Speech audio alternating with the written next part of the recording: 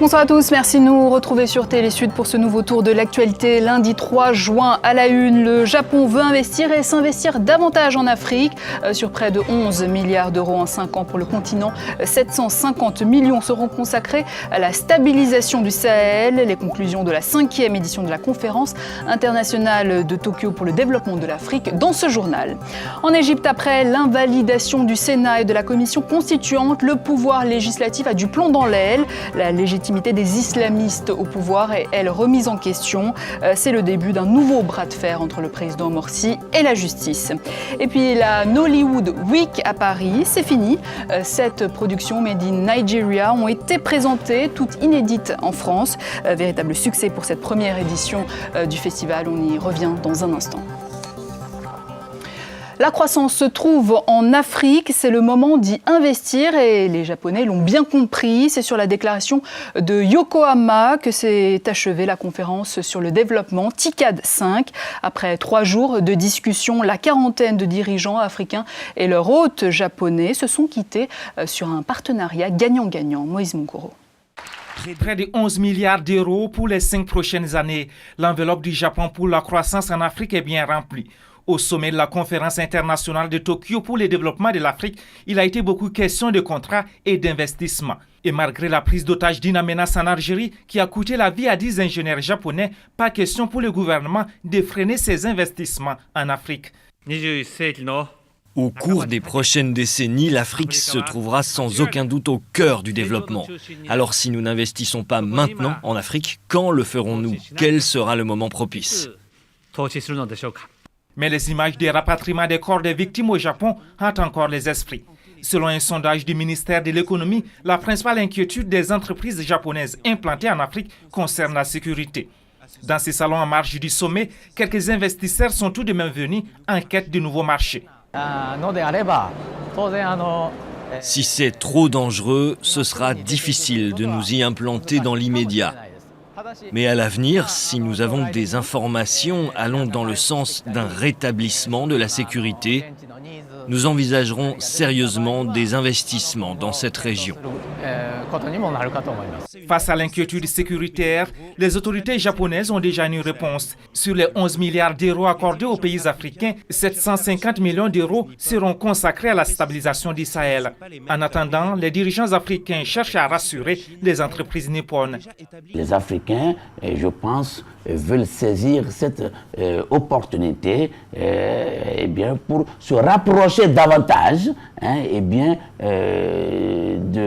l'Asie en général et du Japon en particulier, qui est resté plus ou moins réservé comparativement à d'autres pays de l'Asie, de l'Est, comme la Chine. Selon Tokyo, son investissement en Afrique est durable. Un message clair pour annoncer que le Japon est désormais prêt à rattraper son retard sur la conquête de l'Afrique face à son rival chinois. Retour sur cette évasion de la prison de Niamey, celle de 22 prisonniers dont des détenus poursuivis pour terrorisme. Les autorités nigériennes évoquent une révolte de plusieurs détenus armés de la secte islamique Boko Haram du Nigeria voisin. Parmi eux, le dénommé Shedani, qui était déjà condamné pour l'assassinat de 4 Saoudiens et d'un Américain. Une attaque extérieure et des complicités internes ont aussi été mentionnées. Plusieurs détenus et gardes pénitentiaires ont été tués. Une enquête est ouverte. L'Égypte n'avait déjà plus d'assemblée, désormais elle n'a plus de Sénat ni même de commission constituante. La Haute Cour constitutionnelle les a invalidés, mais pour le président Morsi, il n'y a pas lieu de s'inquiéter. Selon lui, le Sénat va continuer de siéger et la loi fondamentale reste intouchable. Mais force est de constater qu'un nouveau bras de fer se profile. Salah Dingakou. Nouveau revers pour Mohamed Morsi et sa majorité avec l'invalidation ce dimanche par la justice égyptienne du Sénat et de la commission constituante. Avec cette décision de la Haute Cour constitutionnelle, le président Mohamed Morsi est une nouvelle fois fragilisé. La Cour constitutionnelle a dit que les règles pour la sélection des membres du comité constitutionnel sont invalides, ce qui veut dire que tout ce qui ressort de ce comité est invalide. Donc la Constitution écrite le 25 décembre est invalide. Doté de la totalité du pouvoir législatif après la dissolution il y a un an de la Chambre des députés, le Sénat majoritairement islamiste constitue une carte maîtresse pour Mohamed Morsi. Mais la Cour constitutionnelle n'est pas allée jusqu'à exiger la dissolution du Sénat, ni à le priver du droit de légiférer, permettant à la présidence de clamer que cette institution garde son rôle législatif entier en attendant l'élection d'un nouveau Parlement. Une élection législative prévue au mois d'octobre. À l'approche du premier anniversaire fin juin de l'élection de Mohamed Morsi, les appels à des manifestations de masse se multiplient et une pétition contre le chef de l'État circule depuis plusieurs semaines. En plus d'une crise politique, l'Égypte traverse une grave crise économique qui pèse indéniablement sur la popularité des frères musulmans qui dominent le pouvoir. Michel Djotodia poursuit sa tournée sous-régionale. Le président de la transition en République centrafricaine était au Congo. Il a annoncé la formation d'un nouveau gouvernement ce mardi qui tiendra compte de toutes les entités du pays. Un remaniement en réponse aux critiques de l'opposition qui demandait plus de pluralisme au sein du gouvernement. Dans l'actualité également, la Cour pénale internationale veut poursuivre un fils Kadhafi, Saïf el-Islam. La Libye a annoncé qu'elle comptait faire appel de la décision.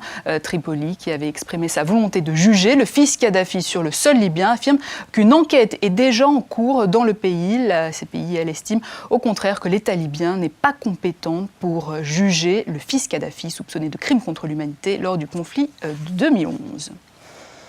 Vous le savez sans doute, la RDC regorge de centaines de gisements miniers, cobalt, cuivre, diamants, or, uranium et coltan. Mais problème, l'exploitation de ces minerais reste artisanale et présente beaucoup de dangers pour les exploitants. On voit tout ça avec Ahmed Parezo.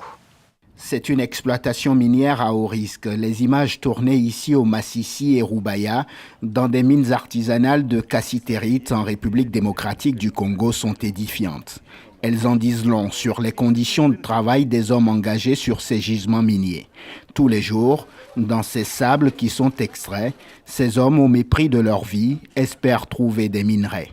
C'est le sable qu'on est en train d'extraire dans des trous. Et dans ce sable, il y a des minéraux, les minéraux qu'on appelle le manganèse et le coltan. La République démocratique du Congo regorge de centaines de gisements miniers, cobalt, diamant et coltan. Mais comme on le voit, l'exploitation de ces minerais reste artisanale et présente beaucoup de dangers pour les exploitants. Il y a les dangers là-dedans. Il y a une vendrateur qui va nous aider à faire quitter le gaz qui se trouve là-dedans. Les minerais sont extraits jusqu'à 50 mètres sous terre. Au-delà des risques permanents d'éboulement, les mineurs sont souvent exposés aux effets néfastes des gaz nocifs que peuvent contenir ces minerais.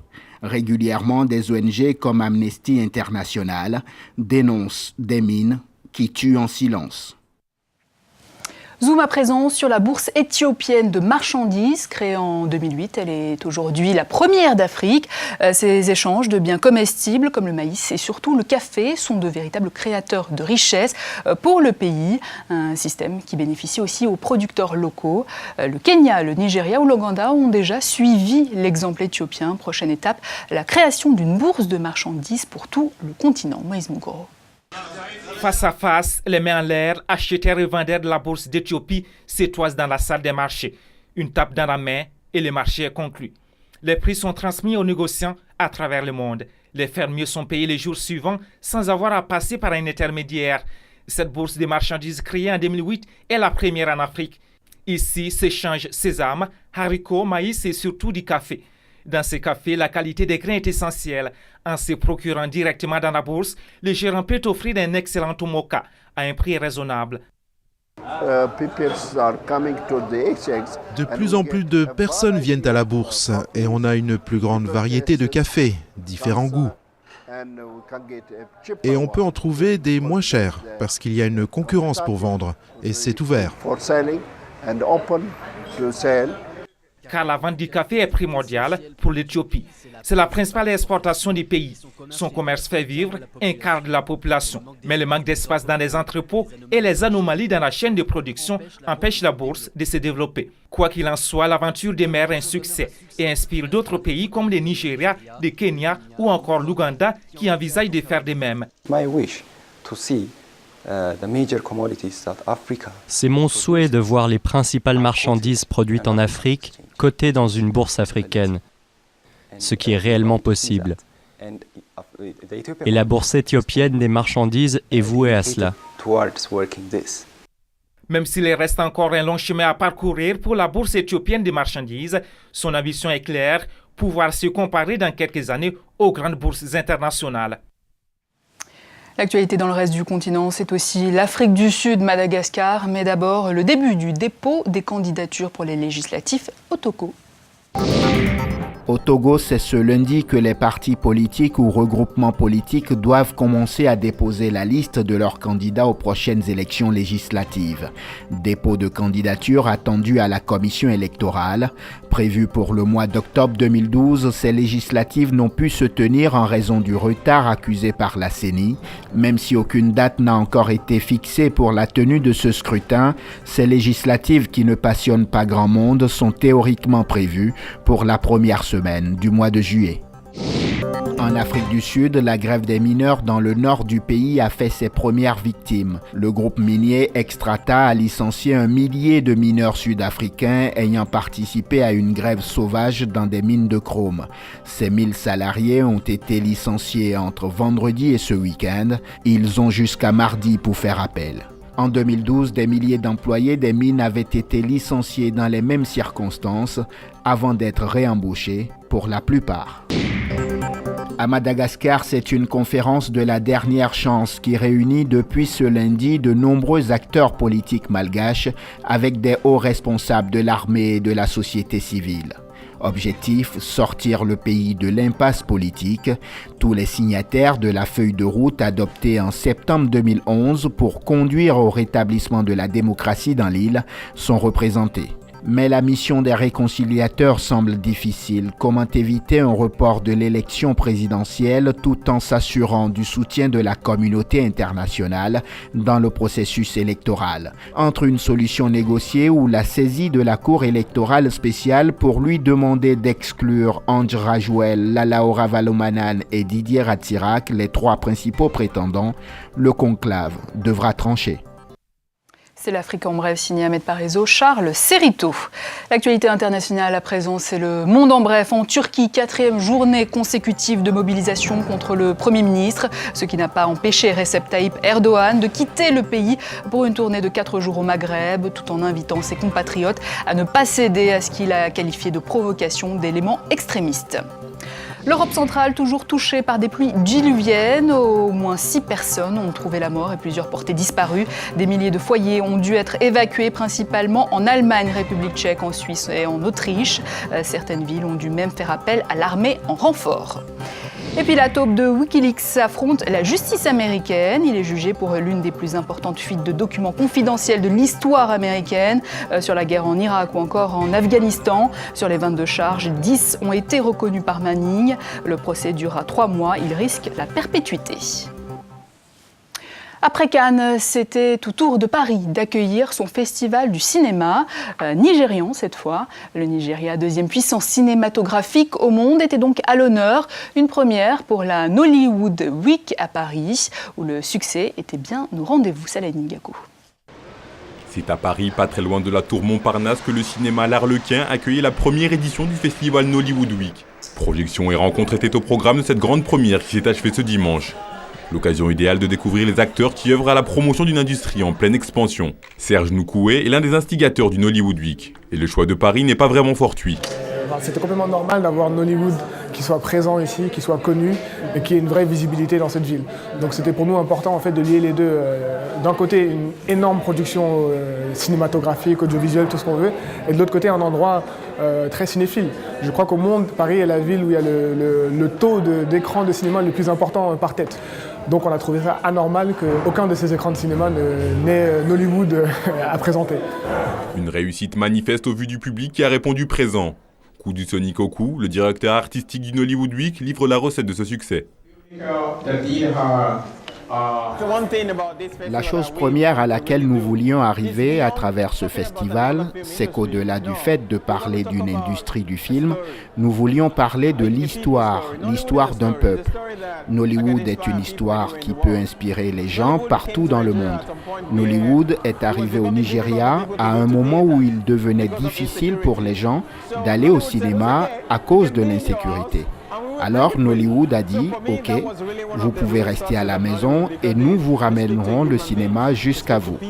Et l'universalité des messages que véhicule Nollywood a séduit quelques personnalités comme le chanteur Kezia Jones qui s'est déplacé pour soutenir cette grande première.